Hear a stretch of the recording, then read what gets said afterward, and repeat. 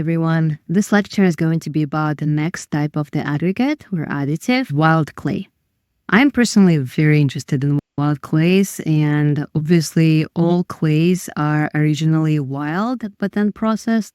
And so what we mean wild clay, when we say wild clay, is non-commercial, non-processed clay. There's certain ethics of collecting wild clay. In addition to how to identify wild clay, there is also ethics of wild clay. You have to check where you are allowed to collect and gather and forage wild clay versus where you cannot. For example, in some areas like national parks and protected areas, you're not supposed to forage anything, including various tree parts and pine cones or soil or anything else. Also, in some countries, I know that it is not allowed to forage clay in general, like Netherlands. I suspect that's because of the decreasing sea level. So make sure that you check if you can forage wild clay in your area and where you can forage it. Ideally, you will ask permission of the landowner. At least in the United States, there is some kind of landowner. And so in theory, you're supposed to ask the permission whether you can forage anything or not. Because if the land is a private property, the person on the private property might not be happy about it. So the best wild clay for sure comes from your private property. But that's a different kind of prerequisite that I didn't warn you about. The other thing that I deeply care about is asking permission from the land and from the spirits of the land that you're foraging this clay from. Various traditional cultures pay the tribute and respect to the land in various ways. For example, some of the cultures give a little bit of tobacco to the land and to the spirits for taking something from the land. So if you take something from the land, at least they thank you in some way or another. And only take as much as you need. If you take too much wild clay, it might cause soil erosion or disruption for the local flora and fauna, for the local ecosystem. So avoid disturbing the land too much and only take what you actually need. How do you identify wild clay? Whenever you start trying, you start looking for it, you start collecting different types of dirt. Very slowly, you're going to begin to identify wild clay quite easily. I think to begin with, for very beginners, it's really nice to look for the cracked surfaces. If there's cracked surface, then very likely it's wild clay. You can collect it and you can use it. Also, if it's plastic, when it's wet, if you can make a coil or something like that, that's also a very good sign that that's a very usable wild clay. But when people talk about practicability and usability of the clay, they mostly talk about using this wild clay as a clay body. And if you're using the clay as a clay body, obviously there's a lot more requirements to the clay. So what we can use, what we can fire, whether it's going to be plastic enough to form anything, whether there's going to be too much silt or sand.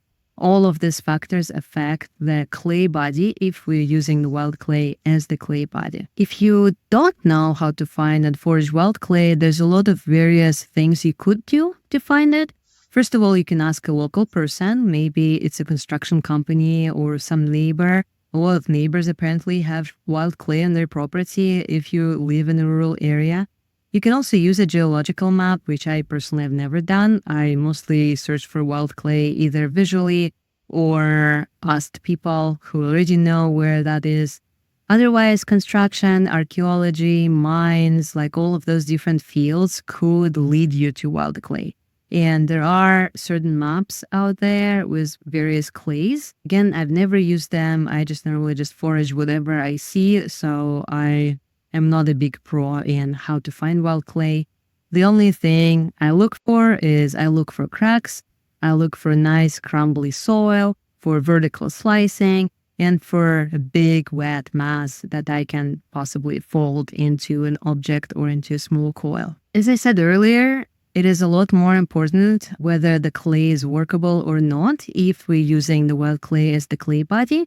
But for the purpose of this course, we don't actually care that much about the plasticity of wild clay because we can use a lot of different dirts and clays for decoration, even if they're not workable for the clay body. So processing as is becomes unnecessary if we're only talking about the surface texture. I use wild clays in various ways. I either use dry clay chunks to attach them to the surface, or I mix them into the clay body. That does require a lot of testing because sometimes it makes the clay body collapse, but very often it comes out to be pretty interesting. Or I just create slip by adding a little bit of water and mixing it just exactly the same way as I would make any other slip. Some of the considerations before you begin applying everything that you can possibly find on the ground are the following. Ideally, you would remove huge rocks and debris just because we never know what's in there, and there are, again, some of the things that could potentially damage your work. Debris, kind of same thing. If it's organic material, it's going to burn out. And if you're okay with that, if you're okay with firing organics in your kiln, then it's not like it's a very big deal, I would say. But making the chunks smaller so that they do not explode, so they do not contain too much water, drying them really well also helps.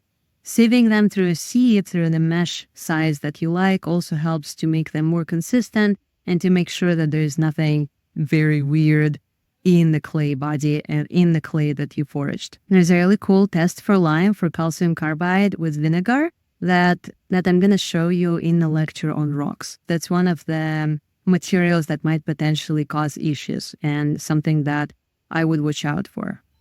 Salts is another thing that might be not very good for your kiln, and especially if you're foraging for soils or sand near the ocean, that might become a problem for the kiln elements. Again, it depends on the quantities of how much of that you're using. And to avoid salts just washing through the clay and letting it settle might help. Other things include sulfides, organics, and heavy metals. And we would hope that our soils do not contain heavy metals, but some of them might.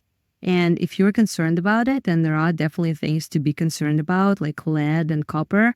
Normally, the government reveals this information. Although it depends on the government, I suspect some governments might hide it.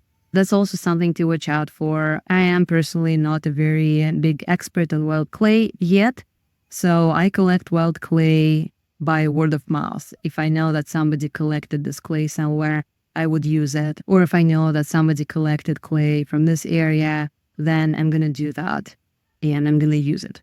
To summarize, if we're using wild clay and wild slips only for surface decoration, it's not necessary to process it.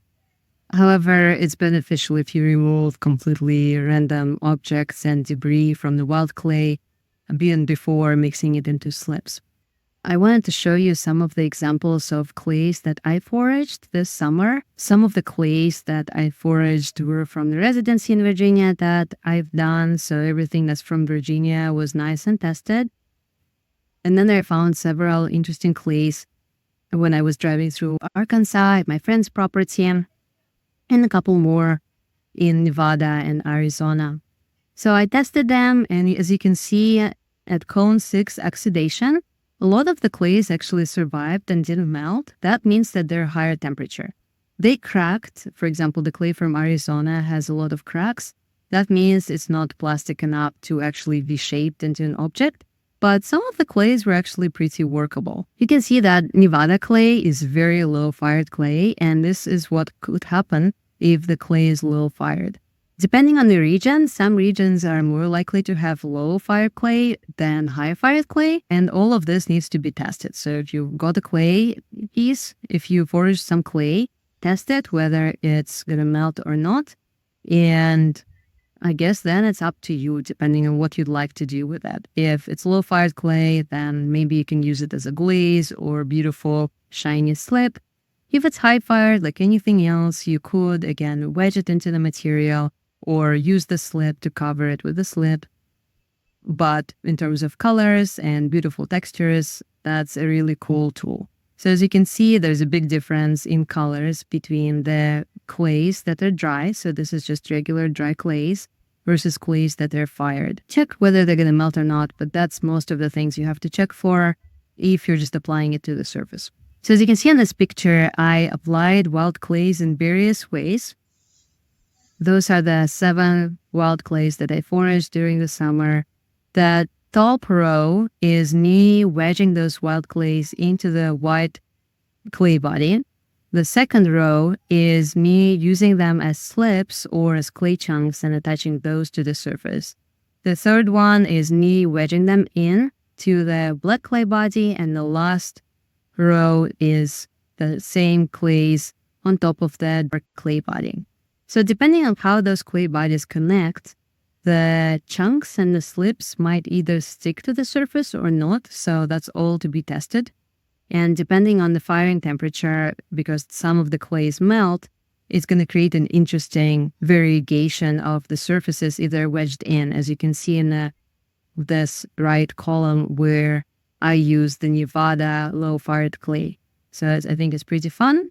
And depending on how I apply it, it creates different results. So that's it. They just need to be tested a lot, and they need to be tested both for the color and for the consistency and for the melting temperature. This is one of the examples of how I used wild clay from Virginia. This is the same wild clay as you saw in the previous picture. However, it was fired in a wood kiln at a very high temperature at cone 11 or cone 12. This is why it reached the right temperature to become black. I love dark clay bodies, and this is one of my favorite pieces that I've made during the residency. You can see that I did not really remove large chunks of rocks or debris, and that didn't really hurt. The white color that you see is wood ash that settled on top of the pot, but everything else is wild clay. Some of the artists that are using a lot of wild clay and local materials are one of my favorite artists. That's Mitch Eborg and Zoe. I follow them for quite a while, and they both went to the residency where I went, so I got a chance to use the same wild clay as they've used at some point in their careers. Both of them talk a lot about local materials, aggregates, and wild clays, and I will attach some of the resources made by them to the end of this week, where I will post additional materials. Amazing artists and amazing work. And this is an example of another artist who uses rocks and sand a lot. And depending on your aesthetics or style, and whether you worry about the pot collapsing or not, you can add as much or as little as you like. And you can experiment with various materials and various clay bodies and rocks. In the next lecture, we're going to discuss rocks, and we're going to talk about which rocks to avoid, how to process rocks, and how to apply them to the surface of your pot. Thank you, and see you in the next lecture.